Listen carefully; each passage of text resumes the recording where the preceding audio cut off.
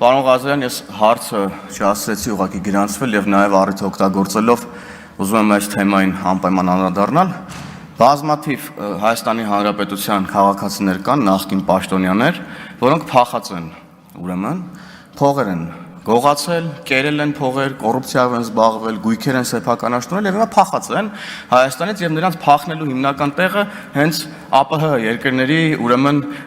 ցանկում գտնվող երկրներից մեկն է, օրինակ Ռուսաստանում մենք գիտենք, որ Ռուսաստանի Դաշնությունում, այսպես ասած, ապաստան են գտել մի շարք կոռուպցիոներներ, նախկին պաշտոնյաներ եւ հիմա հարցս նախ վերաբերում է հետեւյալին, մենք հիմա այս փոփոխությունը, որ անում ենք, ինչով է սա մեզ օգնելու, արդյոք այս տեխնիկական ուրեմն հարցերի հետ կապված խնդիրներն են նաև որ օրինակ խանգարում են մեզ որպեսի Ռուսաստանի Դաշնության մեր սիրելի գործընկերները հանձնեն Հայաստանից փողեր գողացած այդ կոռուպցիոներներին, թե ուրիշ խնդիրներ կան։ Ես նաև այս կոնտեքստում ուղղակի ձեզ կխնդրեմ